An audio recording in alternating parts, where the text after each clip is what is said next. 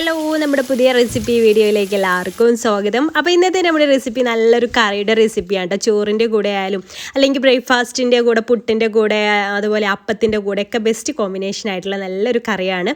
അപ്പോൾ ചെറുപയർ വെച്ചിട്ടാണ് നമ്മൾ ഈ ഒരു കറി തയ്യാറാക്കിയെടുക്കുന്നത്. അപ്പോൾ ഒരു കപ്പ് ചെറുപയർ ഞാൻ വെള്ളത്തിലിട്ട് കുതിർത്തെടുത്തിട്ടുണ്ടായിരുന്നു കേട്ടോ.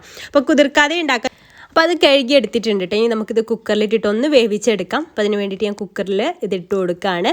ഇതിലേക്ക് ഇപ്പോൾ ഇത് വേവിച്ചെടുക്കുന്ന സമയത്ത് കാര്യമായിട്ട് നമ്മളൊന്നും ചേർക്കുന്നില്ല. ഉപ്പും വെള്ളവും മാത്രം ചേർത്തിട്ടാണ് ഇത് വേവിച്ചെടുക്കുന്നത്. ഇതിലേക്ക് 1 ടീസ്പൂണ് ഉപ്പ് ചേർത്ത് കൊടുക്കുന്നുണ്ട്. അതുപോലെ തന്നെ ഇത് മുങ്ങിക്കിടക്കാൻ ആവശ്യമായിട്ടുള്ള വെള്ളം, അത് വെന്ത് കിട്ടാൻ വേണ്ടിയിട്ട് ചെറുപയറൊന്ന് മുങ്ങിക്കിടക്കുന്ന അത്രയും വെള്ളവും കൂടെ ചേർത്തിട്ട് നമുക്കിതൊന്ന് വേവിച്ചെടുക്കാം. ഞാനിവിടെ 2 വിസിൽ വരുന്നവരെ വേവിച്ചെടുക്കുന്നുണ്ട് കേട്ടോ. അപ്പോൾ 1 വിസിൽ വരുന്നവരെ വേവിച്ചെടുത്താലും നന്നായിട്ട് തന്നെ വെന്ത് കിട്ടും. ഞാൻ ഒരു ഉടയുന്ന രീതിയിലാണ് എനിക്കിഷ്ടം. അപ്പോൾ നിങ്ങൾക്ക് എങ്ങനെയാണോ ഇഷ്ടം ആ രീതിയിൽ ചെയ്യാം. അതുപോലെ തന്നെ ഇപ്പോൾ നമ്മൾ കുതിർക്കാത്തതാണെന്നുണ്ടെങ്കിൽ 2-3 വിസിൽ കൊണ്ട് തന്നെ വെന്ത് കിട്ടുകയും ചെയ്യും കേട്ടോ, കുതിർക്കാത്ത ചെറുപയറായാലും. അപ്പോൾ അതായത് വിസിൽ അതിൻ്റെ പ്രഷറൊക്കെ പോയതിന് ശേഷം ഞാൻ ഓപ്പൺ ചെയ്തിട്ടുണ്ട്. നന്നായിട്ട് തന്നെ ഇത് കുക്കായിട്ട് വന്നിട്ടുണ്ട്. ഇത് നമുക്കവിടെ മാറ്റി വെക്കാം.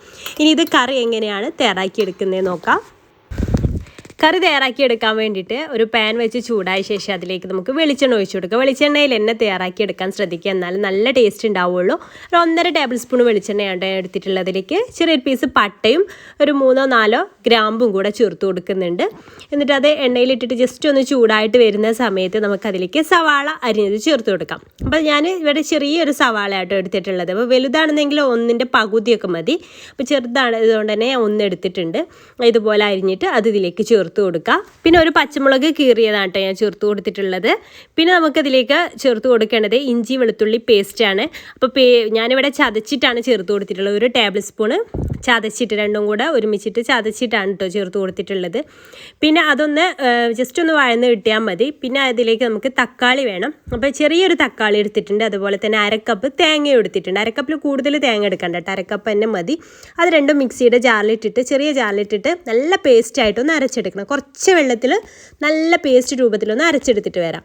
ഇപ്പോൾ അതായത് നല്ല പേസ്റ്റ് രൂപത്തിൽ അരച്ചെടുത്തിട്ടുണ്ട്. ഇനി നമുക്ക് ഇത് നമ്മൾ സവാളയൊക്കെ ഒന്ന് ജസ്റ്റ് വഴന്ന് വരുമ്പോൾ അതിലേക്ക് ഇട്ട് കൊടുത്തിട്ട് ഇതിൻ്റെ ഒക്കെ ഒരു സ്മെല്ല് മാറുന്ന വരെ ഇതും ഒന്ന് അതിലിട്ടിട്ടൊന്ന് വഴറ്റിയെടുക്കണം.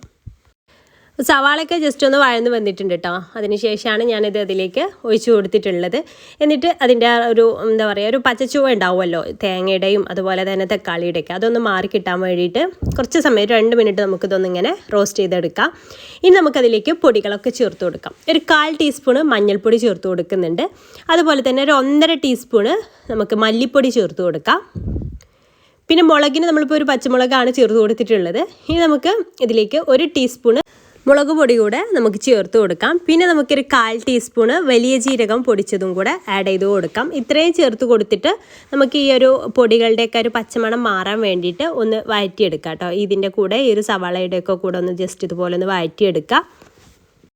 അപ്പോൾ അതിൻ്റെയൊക്കെ ഒരു റോസ് സ്മെല്ല് മാറുന്ന സമയത്ത് നമുക്കതിലേക്ക് നമ്മൾ വേവിച്ച് വെച്ചിട്ടുള്ള ചെറുപയർ ഇതിലേക്ക് ഒഴിച്ചു കൊടുക്കാം. അപ്പോൾ ചെറുപയറിൽ വെള്ളം ഉണ്ടെങ്കിൽ ആ വെള്ളത്തോട് കൂടെ തന്നെ ഒഴിച്ചു കൊടുക്കാം കേട്ടോ. ഞാനിപ്പോൾ എക്സ്ട്രാ കുറച്ച് വെള്ളം ആഡ്, നമുക്ക് എത്രത്തോളം വെള്ളം വേണം അതിനനുസരിച്ച് വേണം ആഡ് ചെയ്ത് കൊടുക്കാൻ. ഗ്രേവി എത്രത്തോളം വേണം അതിനനുസരിച്ച് കേട്ടോ. അപ്പോൾ നമ്മൾ എത്ര വേണം എന്നുള്ളത് വെച്ചാൽ അതിനനുസരിച്ച് ആഡ് ചെയ്ത് കൊടുക്കുക. അപ്പോൾ ഞാൻ കുറച്ച് വെള്ളം ആഡ് ചെയ്ത് കൊടുത്തിട്ടുണ്ട്. പിന്നെ ഈ ഒരു സമയത്ത് നമുക്ക് ഉപ്പൊക്കെ നോക്കിയിട്ട്, ഉപ്പൊക്കെ വേണമെന്നുണ്ടെങ്കിൽ ഉപ്പൊക്കെ ആഡ് ചെയ്ത് കൊടുക്കാം. ഞാൻ ടേസ്റ്റ് ചെയ്ത് നോക്കുമ്പോൾ കുറച്ച് ഉപ്പ് കുറവാന്ന് തോന്നി, അപ്പോൾ ഞാൻ കുറച്ച് ഉപ്പൊന്ന് ആഡ് ചെയ്ത് കൊടുക്കുന്നുണ്ട് കേട്ടോ. എന്നിട്ട് ജസ്റ്റ് ഒന്ന് മിക്സ് ചെയ്ത് കൊടുത്തിട്ട് നന്നായിട്ടൊന്ന് തിളപ്പിച്ചെടുക്കണം. ഇത് ഈ ഒരു ചെറുപയർ ഈ വെള്ളമൊക്കെ ഇപ്പോൾ ചേർത്ത് കൊടുത്തതല്ലേ, അതെല്ലാം കൂടെ ഒന്ന് നന്നായിട്ട് തിളച്ച് വന്നാലേ കറിയുടെ ശരിക്കും ടേസ്റ്റ് കിട്ടുള്ളൂ. അപ്പോൾ അതായത് നന്നായിട്ട് തന്നെ തിളച്ച് വന്നിട്ടുണ്ട്. 1-2 മിനിറ്റ് നന്നായിട്ടൊന്ന് തിളപ്പിച്ചെടുക്കാം. ഇത് ചൂടാറുന്ന സമയത്ത് ഒന്നുകൂടെ തിക്കായി വരും കേട്ടോ. അപ്പോൾ അതിനനുസരിച്ച് നിങ്ങൾക്ക് എത്രത്തോളം വെള്ളം വേണം അതിനനുസരിച്ച് നിങ്ങൾ ചേർത്ത് കൊടുക്കുക കേട്ടോ.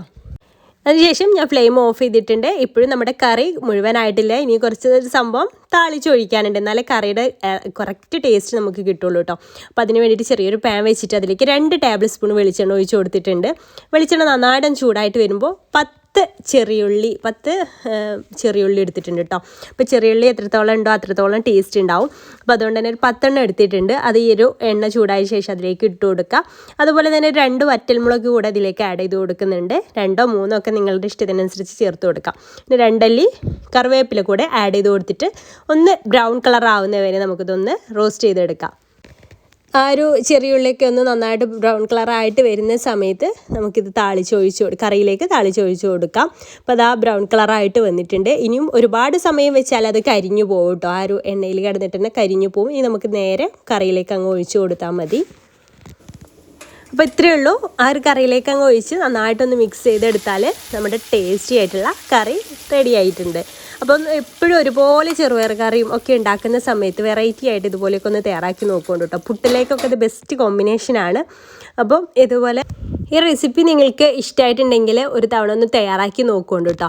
തയ്യാറാക്കി നോക്കിയിട്ട് ഫീഡ്ബാക്ക് അറിയിക്കാൻ മറക്കരുത്. വീഡിയോ ഇഷ്ടമായിട്ടുണ്ടെങ്കിൽ ലൈക്ക് ചെയ്യാനും മറ്റുള്ളവരിലേക്ക് ഷെയർ ചെയ്ത് കൊടുക്കണം താല്പര്യമുണ്ടെങ്കിൽ ഷെയർ ചെയ്ത് കൊടുക്കാനും മറന്നു പോകരുത്.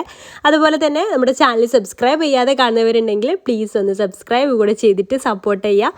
പിന്നെ FBയിലാണ് നമ്മുടെ വീഡിയോസ് നിങ്ങൾ കാണുമെങ്കിൽ പേജ് ഫോളോ ചെയ്യാനും മറക്കരുത്. താങ്ക്